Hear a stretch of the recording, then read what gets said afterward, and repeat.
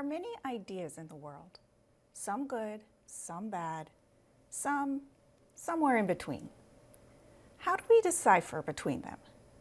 Uniquely, the human mind has the ability to reason and critically think through ideas and problems instead of having to struggle through a situation with no idea of what the outcome may be. Observation shows that some have a greater ability to think critically than others. Why is that? It's something I've been wondering about for some time. About a year ago, I came across a video of a teacher coaching his high school student through the critical thinking process. You may have come across it yourself. It does have over 1 million views. This teacher, Warren Smith, discussed with his students the controversy of J.K. Rowling's stance on transgenderism.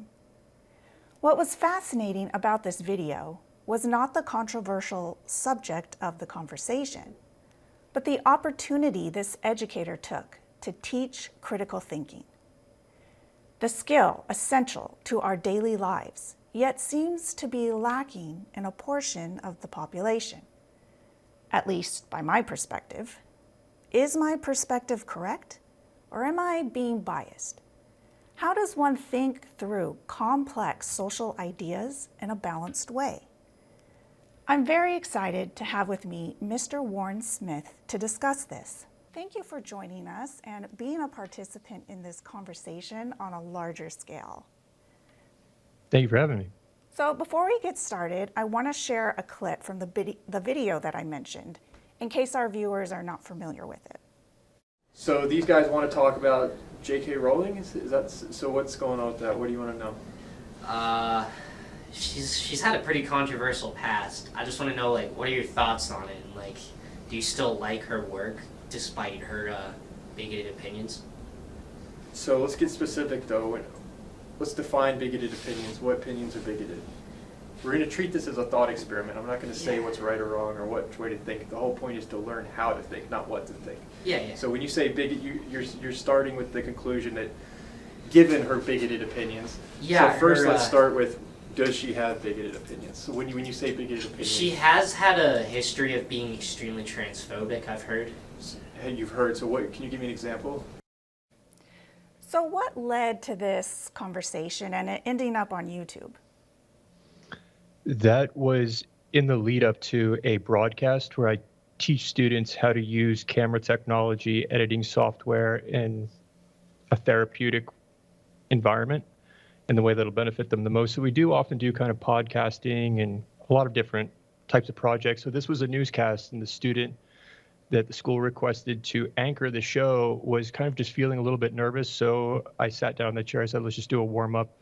Let's just have treat it like a podcast like we often do. And what's something you'd like to ask me? And he asked me that question about J.K. Rowling.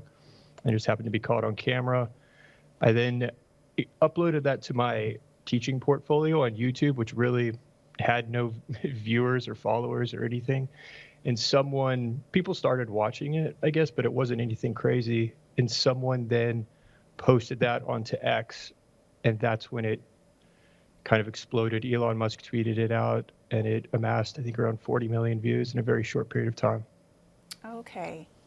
So now that we have some context and know a little bit about your background, I think the viewer will understand better why I'm asking you the questions that I'm asking. So let's get into the meat and potatoes here. So do you believe critical thinking skills are something one can develop, or is it more of a natural ability that you do or don't have?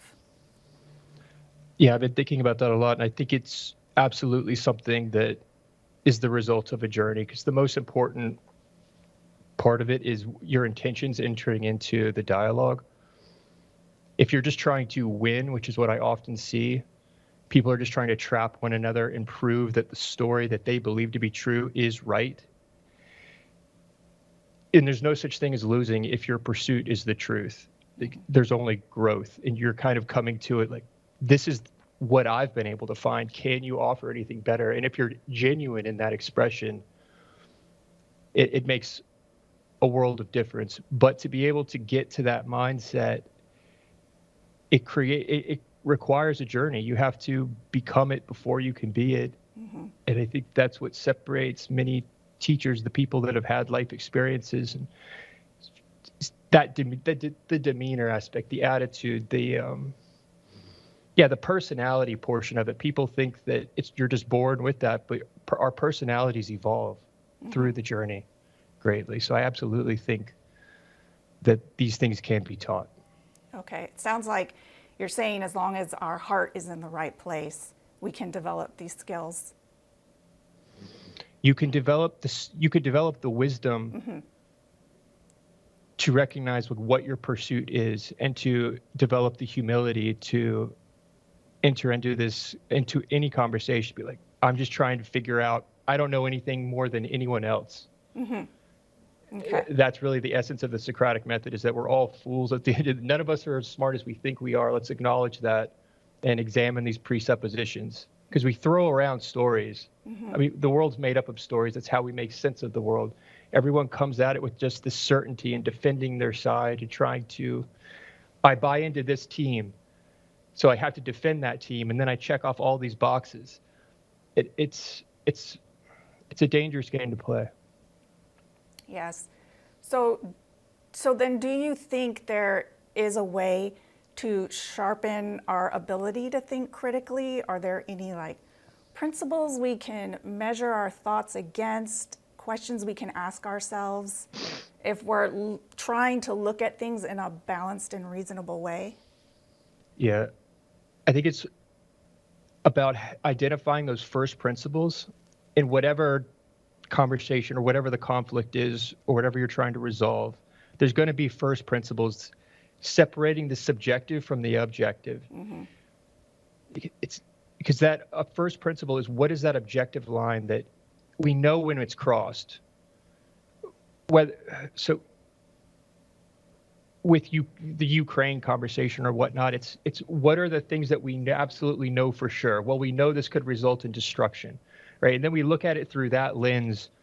And oftentimes it's the disagreement on what those first principles are. It's people don't, if you were to ask the average student, I don't think that they even realize in that example the full danger and the potential catastrophe that we're facing.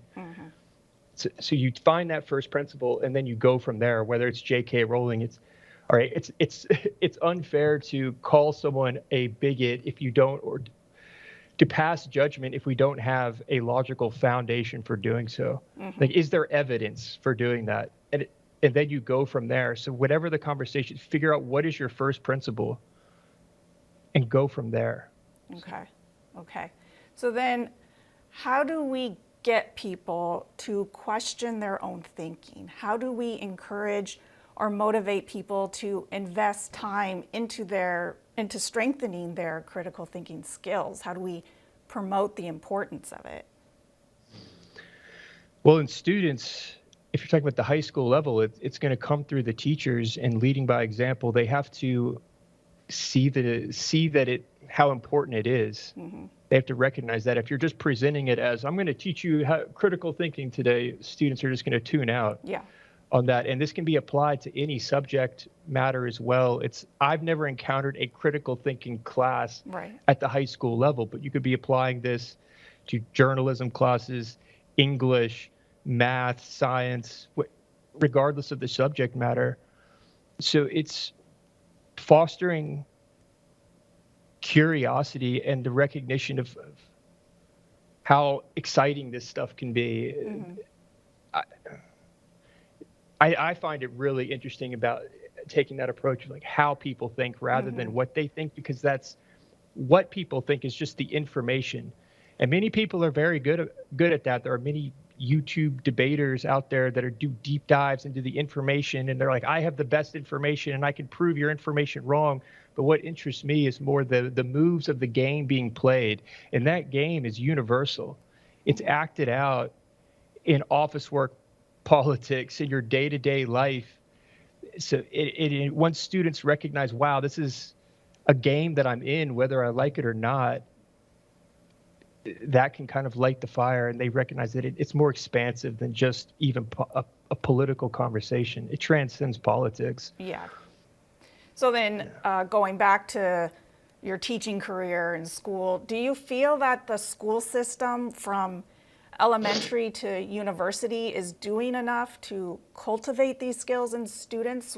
What are your thoughts on the school system teaching these skills? Is it even their responsibility? Is it something the parents should be doing? I think there's obviously, going back to first principles, we have to identify that there are certain topics or certain things that aren't appropriate for the classroom, of course. Mm-hmm. But it is the responsibility of a school to allow students to ask questions, mm-hmm. to acknowledge that the world is made up of these stories, and don't buy into the certainty, the blind certainty that so many people have, and the fear that people have around certain conversations. The J.K. Rowling one, for example, or the conversation occurring today around the Russia-Ukraine conflict. It's more complicated than that. And so I would say it is the school's responsibility to allow that space for students to explore. Mm-hmm. And did I see that occurring? The first year I taught, it was just at an average public high school. Where that video came from was a special education school where students that had been kicked out of public school, students with drug problems, gang problems, a variety of issues. At that first public high school, I did respect the freedom that was given within the parameters of that first principle of acknowledging, like, okay, there's certain things that just aren't appropriate, but if it is appropriate, having that trust in your teachers to be able to trust that you have the right teachers, that they have that life experience that leads to that demeanor that the students will respect and resonate with, to allow them to do their thing and to not just be boxed in with the parameters of this is your teaching license and you're teaching this one subject, because the world is more complicated than that. So that's the key, I think, mm-hmm. in all of this, is that it's more complicated than we think. We need to have an education system that acknowledges that reality. Yes. Okay. And so then when it comes to reading, I'm a big reader. I like to try to read things that push my critical thinking skills just a little bit farther. How do you feel about reading as a way to sharpen critical thinking? Do you have any reading recommendations to help us with this? Personally, I think Winston Churchill is one of the greatest critical thinkers in history. Mm-hmm. For me, that's been even the entire Second World War has been a great source of knowledge around not even just critical thinking. I mean, you can derive so much value from that. But I'll give you a trick, though, for any high school teachers listening to this. Uh-huh. Students resonate with stories, but they'll resonate more with movies, so Great Gatsby. Uh-huh. We can derive a lot of value from that. Have them watch the movie, and then you can analyze the lessons within that story, because the world is made up of stories, rather than just limiting yourself to books. Mm-hmm. But books are absolutely valuable. But Jordan Peterson is a good example of this, where he will run through like The Lion King, a Disney movie that everyone has seen, and derive incredible value from that and life lessons. And suddenly the students are gaining value that it's mind blowing. And that's one of the things that was like, it took the world by storm, because everyone was just shocked to see someone even doing that. So that's one trick, is to recognize the value of stories, figure out what's the most digestible way for them to access the story. And oftentimes that can be a movie. And then you can use that as a bridge into the book, right? Great Gatsby or whatever it is. But so that's just that's a little trick. There's so much value within stories. And yes. Yes, I completely agree with that. So before I let you go, what are you working on now? I know you have your YouTube channel, so tell us about that. And do you have any projects coming up in the future? And how can we keep up with what you're doing? Yeah, on the YouTube channel, I'm just contending with the stories that make up the world in the best way I can, and trying to use this first principle thinking. I'm really fascinated with the patterns Yeah. that those stories reveal. So that's what I'm doing with there. I'm trying to write out my thoughts around this stuff, around critical thinking, into a book format. Oh. So I am working on that. We'll see where that goes. Yeah.